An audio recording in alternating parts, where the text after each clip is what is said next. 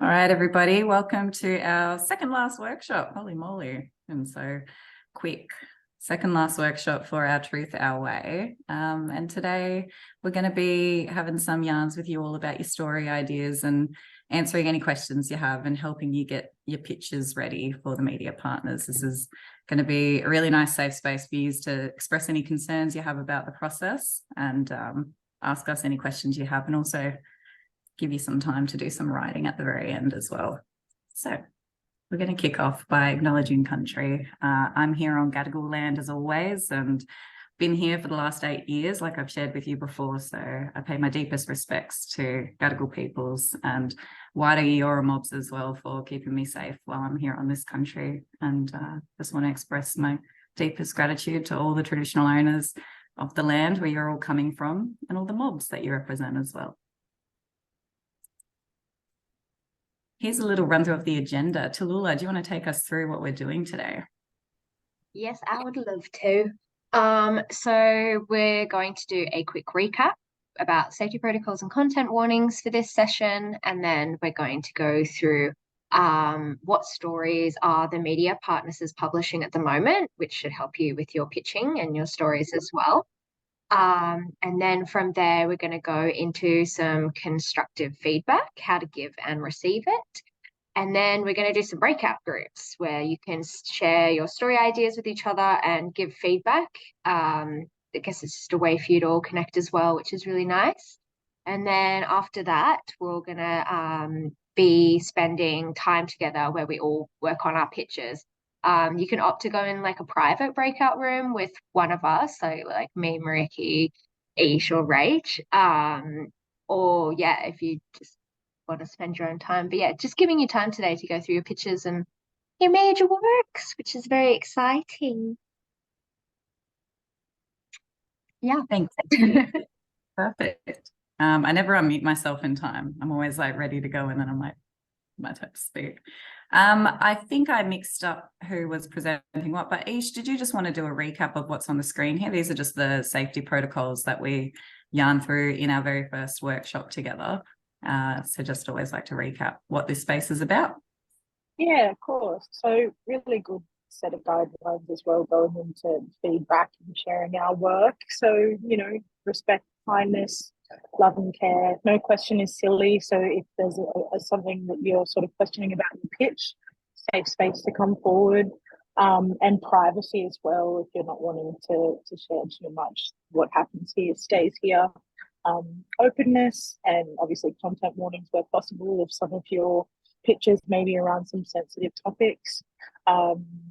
Debriefing, respectful listening, working from a place of Black love, I think is really beautiful. We're all here to support and uplift each other, and bring out the best parts of our stories as we can. And obviously with that comes boundaries, positively framed feedback, which we'll probably go a little bit more into with constructive feedback. Check in with yourselves and have a yarn and with the breakout sessions and things, but also connect to us four if you need to as well after today, or if you've got more questions, like we've got our emails and our contacts. If you want to have a conversation offline, I hate that term offline, but we're here to yarn. Thanks, Rach. Thanks, Ish. Lovely. There are some content warnings for today. We don't know everything that's going to be covered in these yarns, so we always encourage you to just turn off your camera if you need some space. There's no expectation that we see your faces this whole time, especially because it can get pretty exhausting staring at a screen for so long. So some of the things we think will be brought up: racism, colonization. When we talk about yarns that get covered in the media, we're often talking about our mob's interactions with police, and that's been really big lately, especially with a lot of the stories coming out of Queensland. So just look after yourselves. If any of these are triggering, do what you need to do to step away, and land desecration's on there as well, because we do talk a lot about our healing our country, land back, and ongoing attempts by mining companies to desecrate our lands can come up as a story in pretty much all of our Black media publications. So look after yourselves. So today, We're going to be talking a bit about some of the stories that the media partners are publishing at the moment, just to refresh you, inspire you. If you already have a yarn, it might help you think about where that yarn fits if you haven't picked a media partner to publish with. And yeah, just to kind of help talk through what the pitching process can look like for different media partners. Some media partners, it's really easy. The pitching process is literally just an email with a couple of sentences, and others expect a little bit more structure in their pitch. So we'll talk through what the different kinds of pitches might look like. In breakout groups, we've got some questions to help guide you, Mob. If you want to talk with each other, we've got a small group today, unless we get a couple more, so we'll probably just be in pairs. And like Tallulah mentioned, you can also hop into a breakout room with one of us here, one of the facilitators, if you just want to have a one-on-one yarn with us about your story idea. But we'll have some questions to guide you all. You'll be asking questions about your story ideas, and then also just asking for constructive feedback from each other. And we'll be guiding you on how we do that, and how we have gone through our own storytelling processes and how we strengthen our work by yarning with each other. We'll then answer any questions we have as a group as well, and any common concerns that have come up we'll yarn about, so that, you know, if you feel too shy to ask a question, hopefully it gets covered. And we have a pitch worksheet that we've emailed all of you. So in the final 30 minutes, if you haven't had a chance to fill it in, we're going to give you some time on the call to fill it in and jump into rooms with us to talk about filling it in as well, if you are a bit confused about some of the questions on the form. All righty. So we're going to quickly talk through some of the yarns that our media partners are publishing at the moment. Koori Mail publishes black yarns every single fortnight. They publish everything from, you know, the really positive stories that came out of NT recently. They had the Darwin Art Fair and the National Music Awards. They're the National Indigenous Fashion Awards, the National Indigenous Art Awards. So this edition of the paper was just full of culture and photos from community and really positive yarns on the front page. But as always, Koori Mail always pays attention to what's going on in our communities, what issues we might be talking about, and what injustices we're fighting against. Black Lives Matter came up again with a few rallies around the country recently. So Black Lives Matter is one of those timeless yarns for our mob. You know, I don't know a time when we haven't been fighting for our rights, and I can't see a time in the future when we won't be. So if you have a justice yarn, Koori Mail is always going to be interested in that. And so a lot of our other media partners. One thing that the Koori Mail does do a heap more of than most of our other black media orgs is sport as well. So if you have a sports story, whether it's profiling an athlete, talking about, there might be a really cool sports carnival that happens in your community or in your region. I know that a few different regions and communities do elders games, so like sort of like Olympic games but for elders, and those yarns always do really well. Nice positive yarns about people and what sport means to them. And then on the sports side of things, you can also go a bit deeper. You know, might be talking about racism in sport. You might be talking about Buddy Franklin's career and what he's been up against and his recent retirement. You might be talking about a sport that mob play that not many people talk about. No. More young black girls getting into soccer as a result of the Matildas, I feel like is a really cool yarn. Actually seeing a few young black women in our national team at the moment, and I saw a few profiles on them recently. And yeah, they'll always be interested in those sorts of stories. Awesome Black and Staunch. So Awesome Black does more of the podcast side of things, but they also publish articles on their website, and Staunch is purely text-based articles at the moment. They have created their own framework for what they're looking for. So as you can see, they take stories on arts and music, they take stories on gaming, podcasts, society and culture, Black theory and politics. So I've given a few examples on the right about what Staunch has been publishing recently, and it's been a lot of, as you can imagine, stuff on the referendum. And they're interested in publishing a wide range of perspectives. So if you're a black fellow and you've got thoughts on black issues, they're interested in what you have to say. Critiques and reviews. So if you're going to see a piece of black art, whether it's a play, an exhibition, a movie, they're interested in reviews if you want to try your hand at that. photo essays, which is great if you're good with a camera and you're telling a story through a series of photos. You might want to add some words as well. Photo essays can be with or without words, but usually always have captions for the photos to help tell the story. And using current affairs, anything that mob are talking about at the moment. Awesome Black, Staunch and Koori Mail are all interested in publishing First Nations stories. So if you're looking to publish a yarn that's not specifically got a First Nations perspective or isn't grounded in First Nations experience, these probably won't be the media outlets for you, but we do have other media partners. And Common Ground, again, is our third Black media partner. So if you're interested in publishing with Common Ground, such a wide range of yarns you can cover with them. They go through 3 headings on their website: people, country, and truth-telling, which I think those categories kind of cover every single thing our mob talk about, really. Truth-telling kind of covers it all in a lot of ways. But yeah, if you want to tell a yarn just about country, you know, if you want to tell a story about a place that people should know about, or a fight on your country that's happening, or fight near on someone else's country that's happening that you feel is really important, Common Ground are really interested in prioritising yarns about country at the moment. And same with Koori Mail. Common Ground are really interested in profiles on people as well. So it doesn't have to be, you know, someone who's like really well known in Australia. If there's an elder, auntie, cousin, you might know someone young who's doing something really cool for the first time. Profile them, have an interview with them, sit down, pick their brain for like an hour, you know, see what they tell you, and then write it up as a story. With profile pieces, you can kind of go at it from 2 angles as well. The Koori Mail, I would publish pieces with them profiling particular peoples in communities, and I might interview them and interview a few other people as well, and write a piece that kind of captures their life. And so I'm writing almost like a bit of a biography in article form. The other way to approach it is you can, with the Koori Mail, and I'm pretty sure Common Ground is interested in this too, sort of like a Q&A. So you do the interview and then you transcribe pretty much word for word what your interview was, the question and the answer, and you present that as the piece. So it's like a in conversation.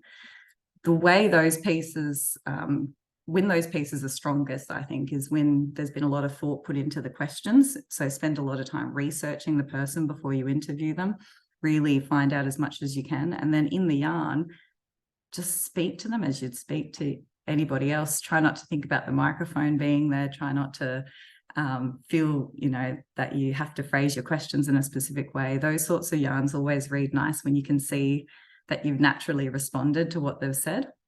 And I can show you a few examples online of what that might look like if you're interested in doing a Q&A with someone. Pinterest. So Pinterest, if you heard their meet and greet back in June, actually I think it was early July, they are interested in positive stories, all positive. That's their number 1 motto: positive, bubbly, anything that celebrates people, humans, culture, beauty, fashion, food. They're interested in stuff that inspires people. So on the bubblier side, you probably won't dive deep into a lot of issues, but then I found on their website they did do this explainer on pay the rent. So that to me is interesting, because it didn't necessarily fall when I thought about, you know, if I was going to pitch a yarn to Pinterest, I wouldn't have thought of explaining what pay the rent is. So it was interesting to see that they are starting to change a little bit about what their what the content is that they publish. And I think if you have an interesting way to explain something that is that mob talk about all the time, but that the mainstream might not understand, that's probably a good platform for it. But your audience is going to be different. You're not speaking necessarily to blackfellas when you publish on Pinterest. You're speaking to the Pinterest community. So they have a few tips on how to create content for Pinterest that kind of caters to that platform. And Misa, who you heard from last time, has done a lot of really cool stuff with Pinterest. So it's worth checking out what she's done for Inspo as well. And I'm sure you could probably reach out to her on social media if you had any questions about her content. She's just so lovely and willing to answer questions from young mob. Pedestrian Group. So Pedestrian Group covers a whole bunch of different brands, media brands: Spice, Refinery, Gizmodo, and they've got Kokatu. I don't know if I've said that correctly, but that's another one of their tech sites. If you're interested in writing about games, about pop culture, about lifestyle stuff. So an example of a lifestyle article I saw was 10 things you absolutely need to pack in your carry-on bag. Might not be something you want to write, but if you've got sort of like a listicle idea, so, 10 things you need to pack if you're going to Garma, or these are some things you've got to keep in mind for NAIDOC 2023, that sort of thing. They might be interested in publishing a lifestyle piece like that. Or if you just want to yarn about anything in your life that you're doing at the moment, whether it's makeup, you're getting really into makeup, they're interested in tutorials there. If you want to do brand reviews, that's probably something you could look into outside of this program and talk to them about doing paid content with brands that you'd want to review their content for, review their products for.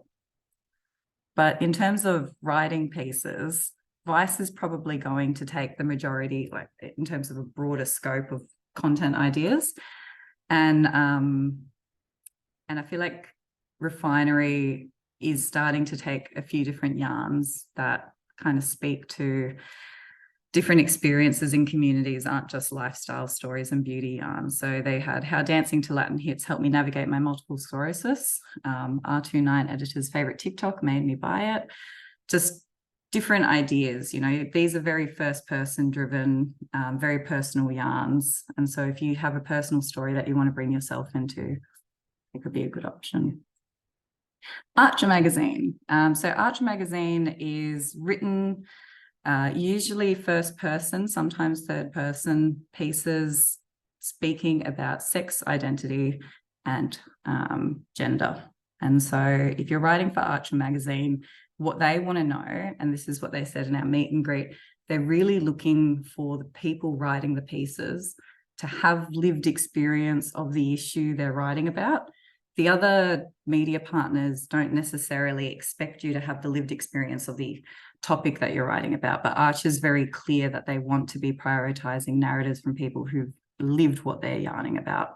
And so it's, in a way, a really safe space to talk about an issue that you know a lot about because you've lived that issue.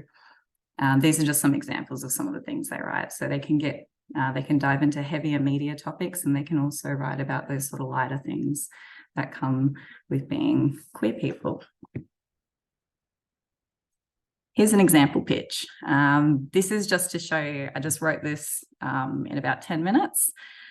I was pretending that I was pitching a yarn about my auntie in Lajamanu, and this is just loosely how I would write it, just to show you how easy a pitch to the Courier Mail is. Now, this is just for the Courier Mail. It's a slightly similar process for Common Ground and probably for Staunch and Awesome Black as well. You're basically just writing them an email. The main things they're going to be looking for is your name and where you're from at the top. So let them know. You can give them a lot more detail about yourself as well at the top here. You can talk about who your mob is, where you come from, whatever you feel like you need them to know. Tell them that you're writing that you're pitching. Tell them what the piece is that you're pitching. So for this one, because I was imagining that I was going to be interviewing my auntie and writing a piece about her, that's a profile piece. I'm profiling somebody in community. So I've made it very clear I'm writing a profile. I've explained what my process will be. I will do 2 interviews. If I was to do just 1 interview with my auntie for this piece, because it's a profile, that would be totally fine.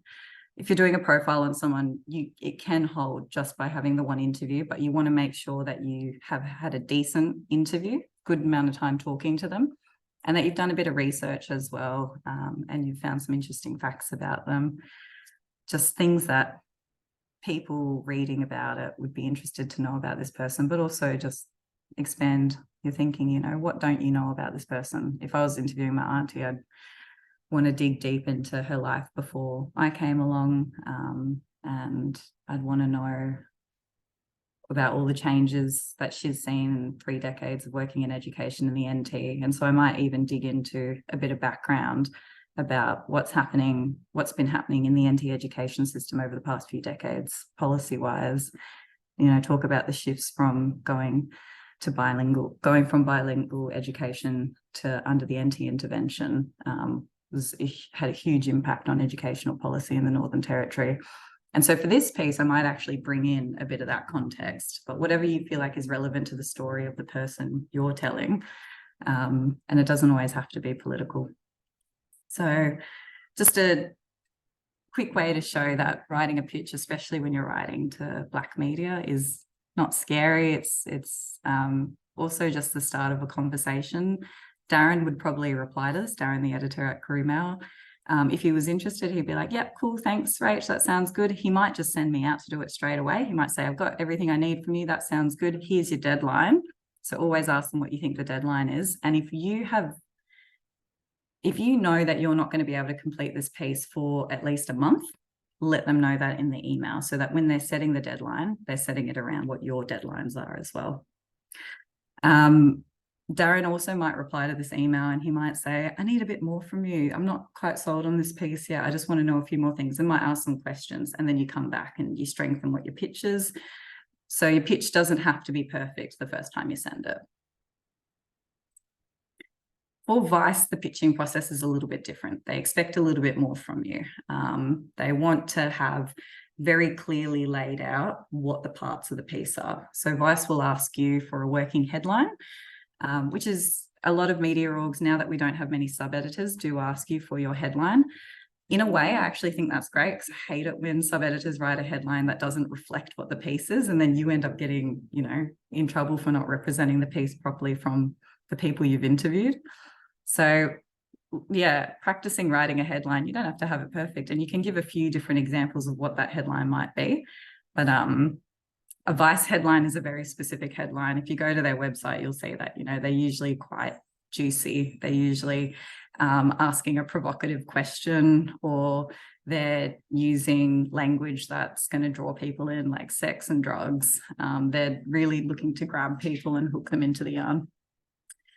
They're asking for context, which is actually what I included in my pitch to the Career Mail, is always give context. Why are you telling this piece? Why is right now the right time for this story? What is happening?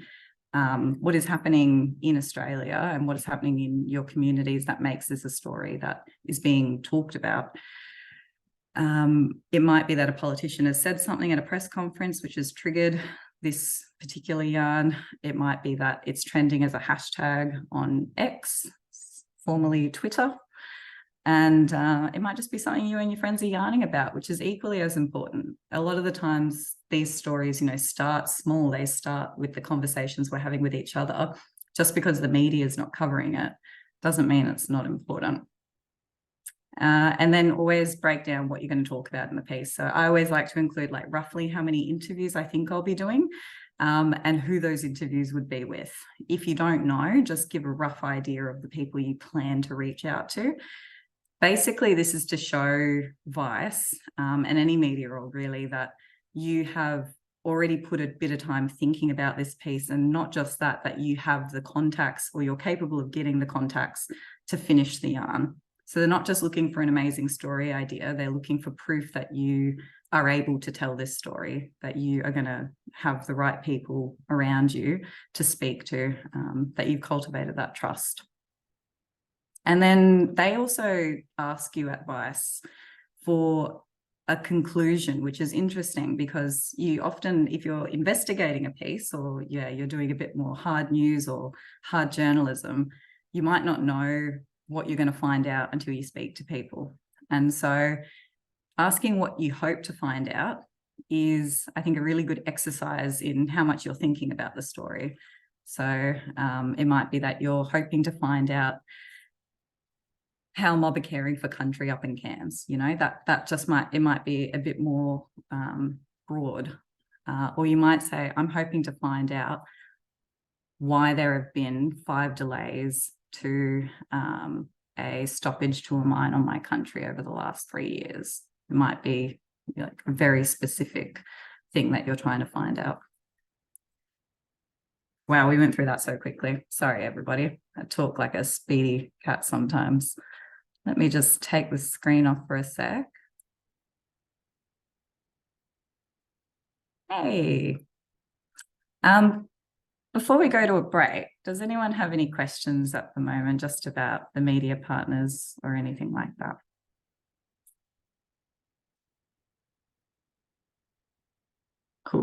after the break, we're going to have a bit more yarn about all of this. Does anyone want to have access to these slides? Would it help to be able to read over some of the content in them? All right, cool. We'll make sure you can all get copies of them as well.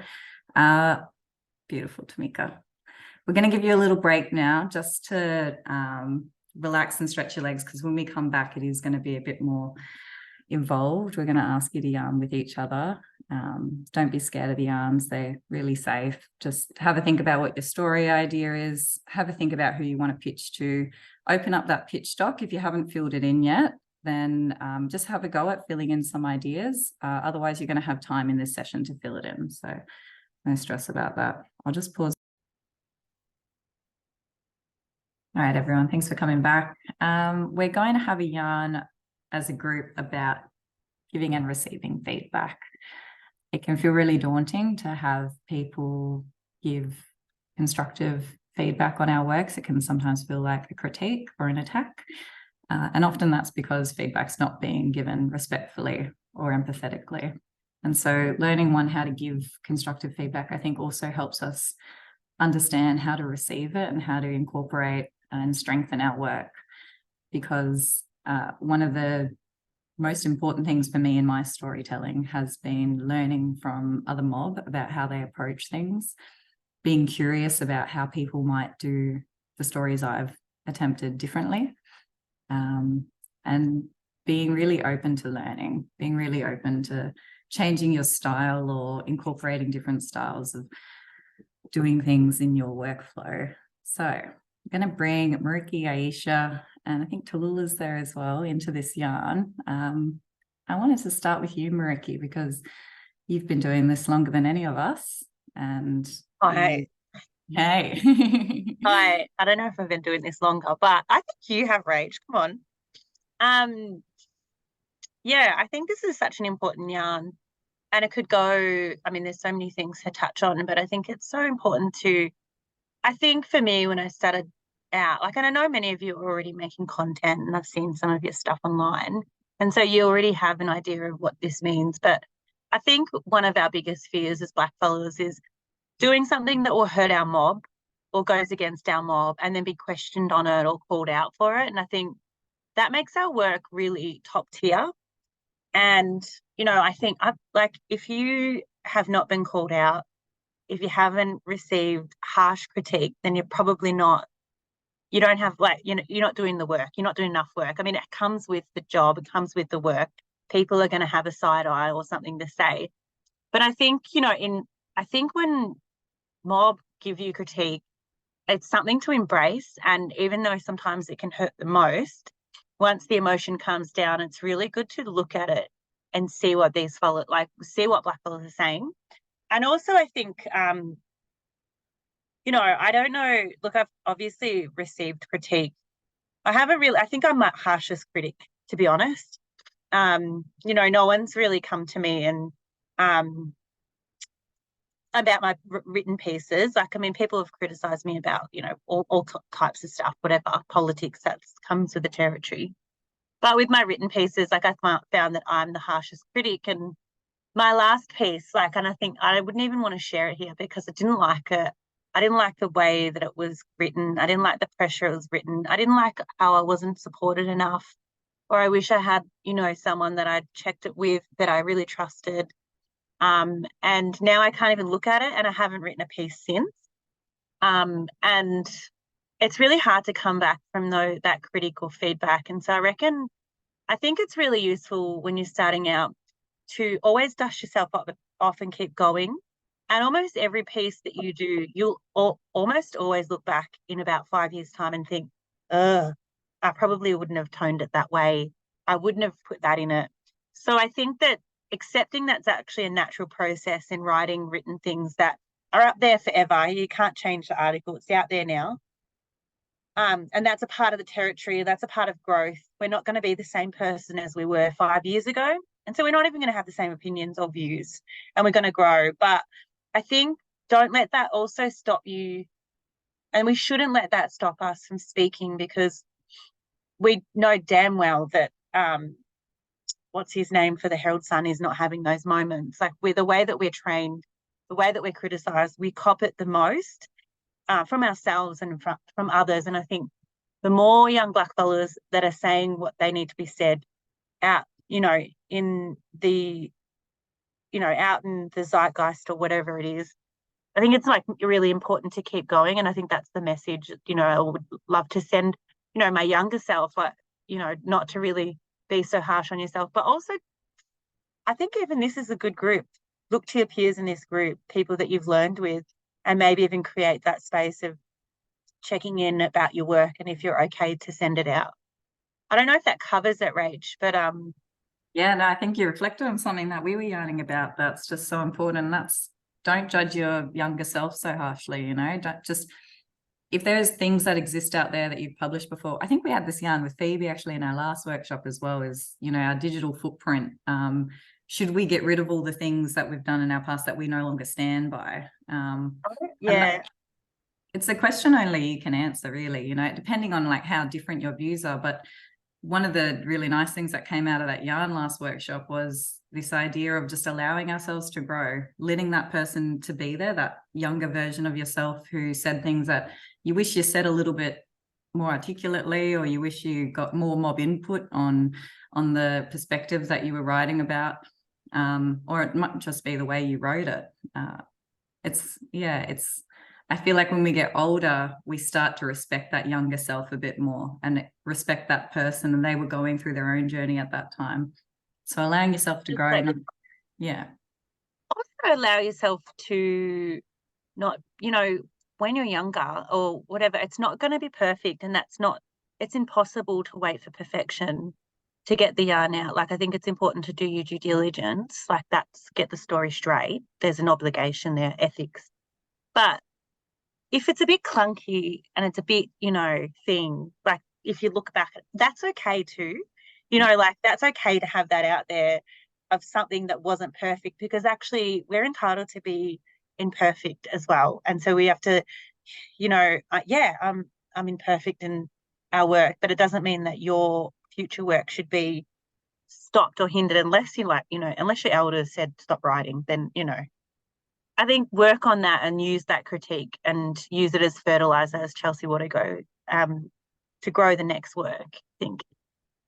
Sorry. No, that's it. Well, I might ask you another question before I bring Ishan, and that's just when you are receiving feedback, what helps you? Like how do you prefer people deliver that feedback to you? So I used to fight. Yeah. I used to be like, nah, get stuffed. I don't care. How dare you? Because you're defending your little ego as well.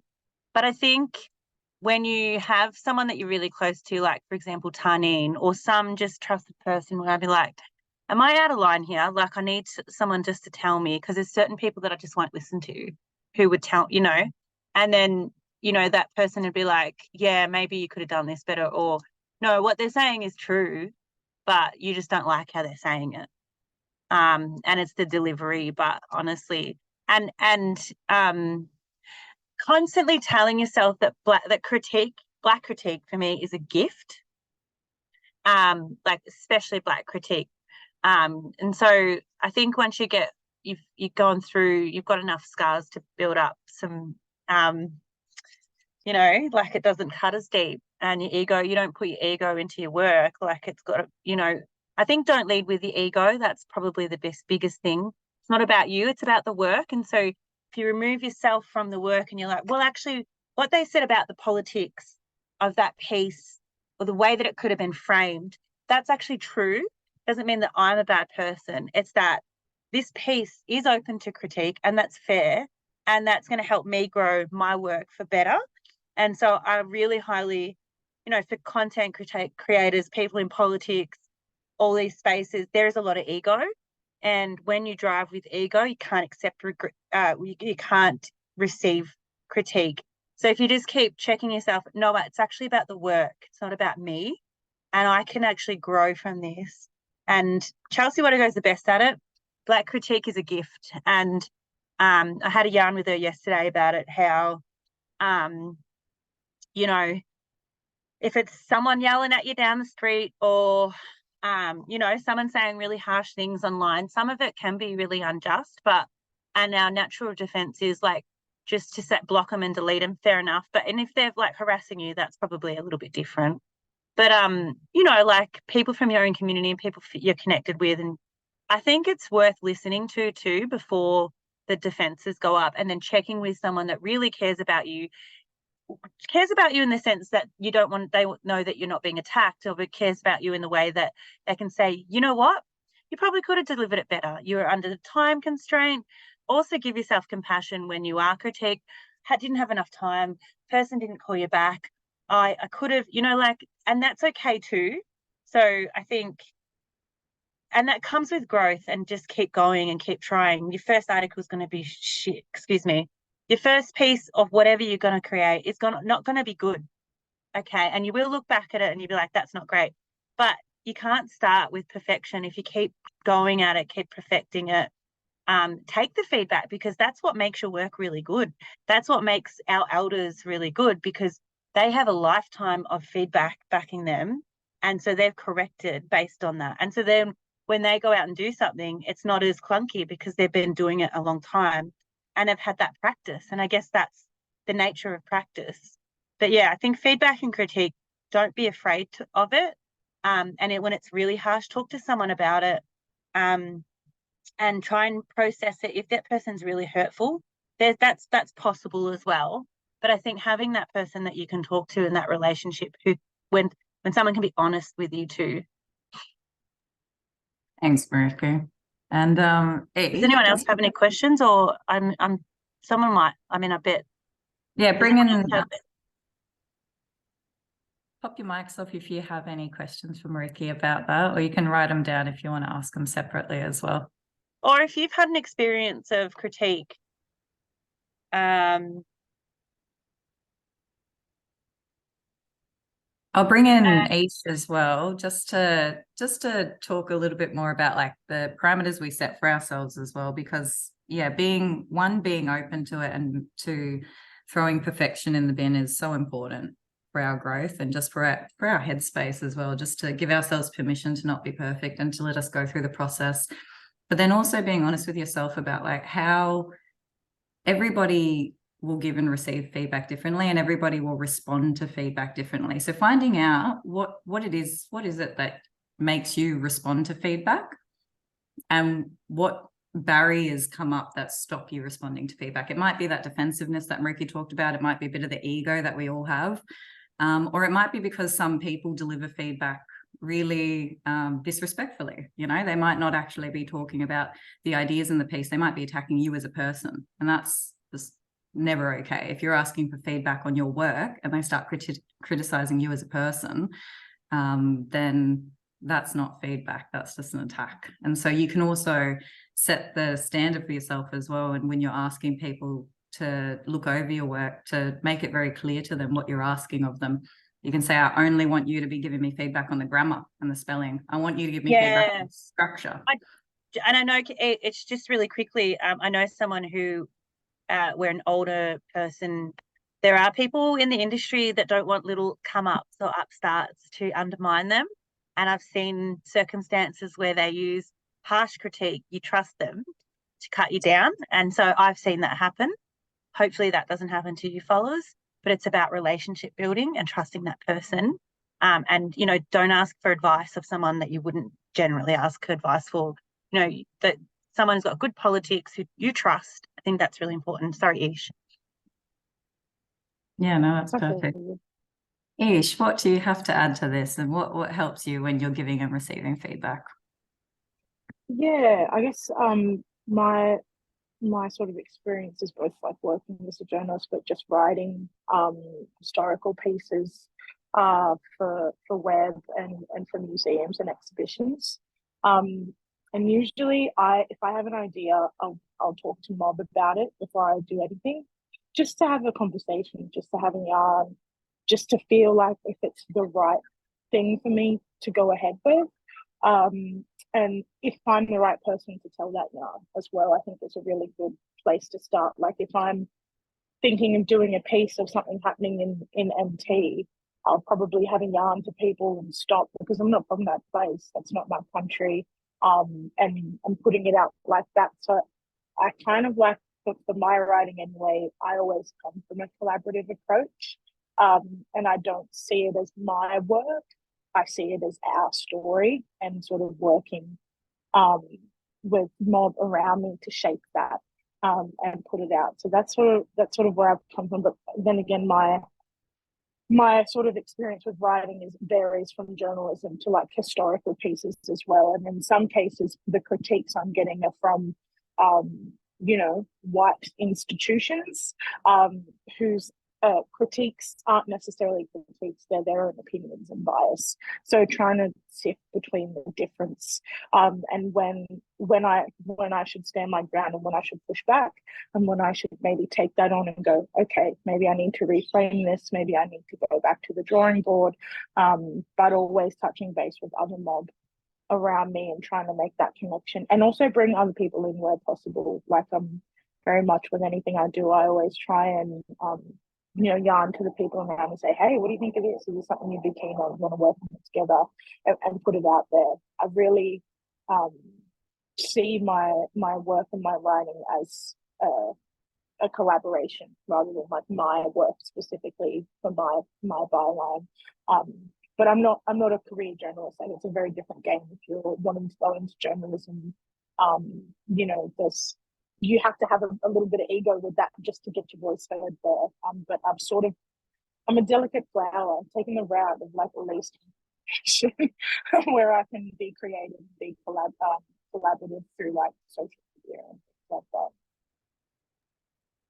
Thanks, Ish. Yeah, I think it's important. Like, if you feel like you are more of a delicate person when it comes to receiving feedback, it actually helps, I think, to tell the other person that as well. To be, if you're asking someone to give you feedback, and you can say, "Look, I get a bit sensitive. I'm going to take on board what you say, but just to factor that in, you can always name what your disposition is. If you're someone who feels pretty fine with whatever anyone says to them, you can say, give it to me, have at me. But if you're not, which I think is the majority of us, you can say, hey, look, I'm looking for feedback on this piece. I only want you to focus on this type of feedback. And if you can just deliver it to me in a constructive way, which constructive just means ensuring that you're positive whenever you're bringing up something that might not be so positive in the piece, that you always bring up something positive about the other person's work when you're giving them criticism or ideas for how they can improve it. Yeah, and just on that as well, I think like getting feedback is really, really important before you put anything out there. And the term constructive people can use quite loosely, but that's how we grow as creators as well. And going to someone who you might admire their work particularly or look up to and saying, hey, look, I'd really love your thoughts and opinions on this, and sort of hoping that they're respectful. But I guess it's also just knowing who you're going to for advice as well. If they seem a bit fiery, or you seem that come off a bit of a way, then maybe you might get that response as well. But maybe you might reach out to someone and they can give you that, and who maybe want to mentor you as a younger writer as well. I've tried to seek people out who have that about them, where they want to give time to younger mob who are coming up and wanting to learn, and just getting feedback on the piece, but also just getting advice and just saying, hey, what are your experiences? Do you have some time for me to just sit and yarn and learn from you? And I found that's a really good way to just go about getting feedback overall in a career path, rather than just for a specific piece too. And you form those relationships where then you can go back to that person and say, hey, would you mind having a look at this? And then you sort of have those people and those mentors in the industry that you can look up to, and you know that they'll be supportive and constructive in their feedback and not sort of tear you down. Because we all write shit sometimes, and that's how we grow. Yeah, absolutely, we do. Yeah, you and Ricky touched on that, what I think is like the key here, which is finding people who you trust to give you respectful, empathetic, but fearless feedback. And so people who are not going to sugarcoat things with you, but also people who aren't going to be abusive or attacking towards you. So it's finding that balance. And because sometimes people can read over our work and that they're not telling you everything that they don't like about it. because they're worried about how that's going to be received, or they you know, that's just their personality. They don't like giving negative feedback. So can I just add to that? Sorry, Rach, I know you're trying to probably, but I think it's really good to create those rapports before you go to them for the article and say, I want you to be really honest with me about the tone of this, or I'm worried about the politics. Like, I think being really, like Ish said, being really specific, or I can't remember, it was Rach, but being specific about what you want to ask them for, but also, yeah, growing that. I think it's important having peers and relationships and not going it alone. Can I just give an example of, it's a bit off, but I guess it's, sorry, no, yes, Ish is smiling. Yes. What's the example? Go. No, it's not about, I think it's more about accountability and getting things wrong and being scared. And it's about, you know, sticking your neck out politically.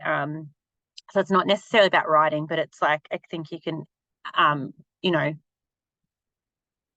make your own discernment on how that will apply in the, you know, written space or the media space. But I went to the UN to do a speech, and I was really worried about that because like I'm like, I have politics against the UN. I think, you know, it's got an awful history. I think they're the cops of the, you know, the West, blah blah blah. Anyway, they're my personal opinions. And I was like really worried about it. I was like, you know, and I spoke to Chelsea Wattigo and I was like, I asked her advice, and I think like getting used to asking someone who you really look up to and revere. And I was like, I'm really worried about this. And she said, as long as you use that moment to speak back to power. And so I did, like, that was really good advice to me. It was like, yeah, I'm going to do this, and I'm going to call them out in my using this platform as well. I'm not suggesting that you should do that for media companies, but I think there's ways, like, you can get caught up in your head of these binaries of, oh, I shouldn't, or I'm not going to do this, or, and the thing is, like, reaching out to people who've like really done all the work or who you revere, and putting that dilemma to them and say, what would you do? You know, I think like building those rapports is really important. I don't know if that's helpful, but maybe, I don't know. That's it. If you don't feel like you have enough people in your life who can be like fearless and respectful in their feedback to you, find them. And that's why we have this group. You know, this is why we're hoping to build up a bigger network of mob who tell stories, whether it's journalism, whether it's social media, whether it's blogging, to create a network of us who have respect for each other, who we feel safe with to go with our work to. You know, the facilitators in this group, Ish, Tulu and Ricky, are all people I'd trust to give me fearless and respectful feedback when I need it. Tallulah, I just wanted to bring you into this, yarn, and ask about your creative process making content for social media and how you've navigated giving and receiving feedback. Yeah, well, with my process, I would always like, obviously research is a big part of making that stuff. And if you are putting your opinion out on the internet, you got to be ready for the opposite opinion to come. And yeah, I really just like would reach out to my peers, like my cousins, and like Misa especially, because Misa is one of the people who I'm really lucky to call my friend, and will give it to me in a really respectful way, but won't hold back either. And so, or I'll just like reach out to like one of my aunties or something, like if I just need that extra bit of like assurance. But sometimes if I'm really unsure, I just won't make the content because someone else out there is most likely talking about it. Like that's something else that I've had to remind myself, like it's not all on my shoulders. And growing up, like I did ballet, and my ballet teacher said to us, if I don't correct you, it's because I don't care. And so when I would do like a lesson and I wouldn't get a correction, I would go home and cry because I'd be like, she doesn't care. She doesn't like care if I grow. So when I get corrections now, I always remind myself it's because people can see I can do better and people want me to do better or be better. And so that's sort of how I take the corrections now. And yeah, like you said, I feel really comfortable coming to you guys, like, and being like, if I fucked up, please tell me. Like, Am I right in saying this? I don't know. So yeah, one of my biggest things with creating content online, because it is online and it does go far very quickly. And with the technology of like screen sharing and the stitches and stuff, it's a bit different to a written article, because your face and voice is there. And then it's attached to your social media, which is attached to your life. So yeah, don't ever feel like you have to make certain content either. I think that's something, yeah. But also just like being honest with yourself of what your capabilities are and what your strengths and also your confidence. If you don't feel confident to post something, don't do it.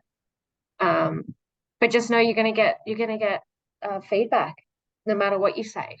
And a lot of the time it won't be constructive, especially on social media sites like TikTok and stuff. It will not be constructive feedback. It'll just be someone having a whinge. So just be ready for it. You're going to have really tough skin for social media, but I think we all know that. So yeah, if you're not getting constructive criticism and like feedback and stuff from your closest peers, think of my mean old ballet teacher who used to hit me. Take the constructive criticism because they care and they want to see you do better. So that's how I see it. That's really nice. Thanks, Tallulah, but you should not be getting hit by a ballet teacher. I mean, it made me who I am today. She can't do it now. She's too old. You said something that I think is really important though in there, which is just like if you get in a slump, like we talk about going to people who will give you fearless advice, but respectful, people who won't hold back, and who know you and who you trust. But also, like Tallulah said, sometimes you might be in a bit of a rut, you might have writer's block, or you might be self-doubting yourself. In those times when you're just looking for an energy boost, you need to find your inspiration again. Go to the people who are going to give you the best feedback in the world, just to get that inspo going before you've got your piece. When you're stuck in that place, when you're self-doubting, go to that auntie who's going to tell you how amazing you are. Go to that sister who's going to tell you that you should be prime minister. Go to the people who are going to talk you up when you're stuck in that place. But then once you get out of that place, be ready for a bit more honesty and ask for that honesty. It's okay to amp yourself up it can be really demoralizing to get set back in your creativity when a pitch might be rejected, or you might get harassed by trolls online from publishing a piece.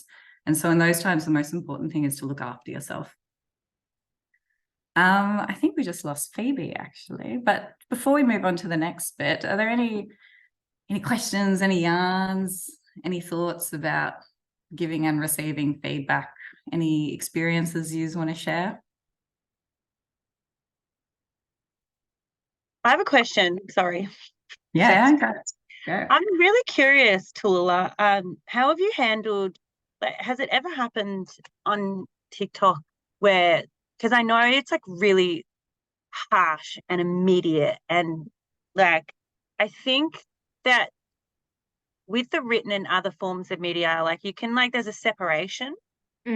But like with social media, there's like such a closeness that you can't separate. And I just wonder, like, has that happened to you where you've had negative feedback from one of you, like some content that you've made, and how have you handled that? Oh yeah, I got dragged to filth. I've been dragged to filth a couple of times, which is like, you get it on TikTok and stuff like that and social media. It's really daunting the first time it happens because it does follow you to your offline spaces, or like your just personal accounts. People can and will find you.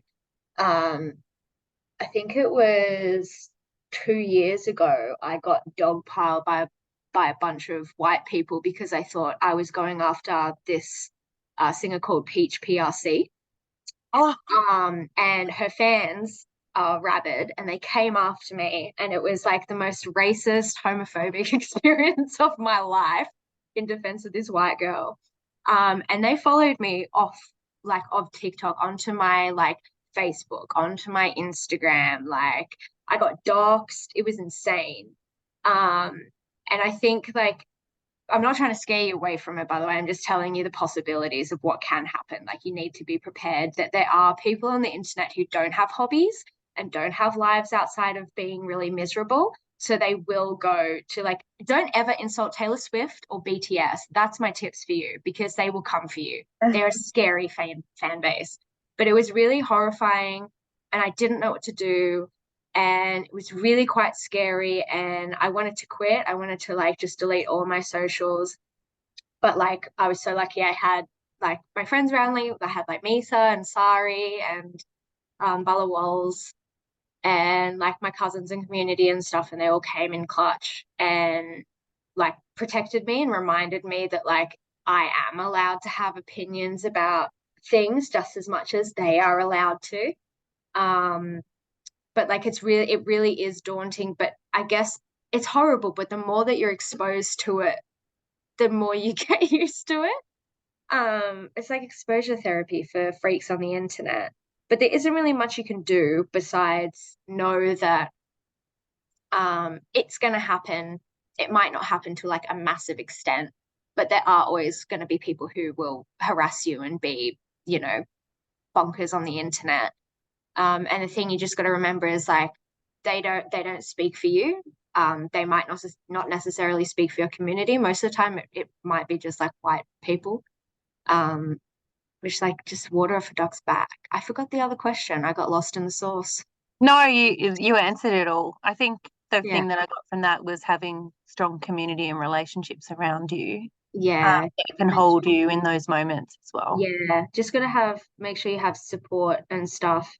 Because it is connected to your social life. Like, if you're doing it for work, it will be connected to, like, your personal Instagram or Twitter or whatever. So it can get you in the real world. So just, like, taking those extra precautions as well. Get a VPN. I love you, VPNs. If you don't know what it is, it basically protects your IP address, which tells people who are, like, good with internet skills and computer skills where you live. So it's good to have a VPN so that people can't dox you, put your address out or your name and stuff. Because that's what happened to me. That's why my TikTok name is not my actual name. But then I did get doxed. So just be prepared, and just have people around you who can support you and give you, like, backup as well. Sari came in clutch, as she always does. So Sari came into bat for me. It was really lovely. Black Yeah. yeah. The Blacktop crew. Nah, if you've got your community and your friends around you, like, that's all you really need when it comes to the internet ferals. The internet ferals, that's such an apt way of putting it. Thanks for that. I'm just gonna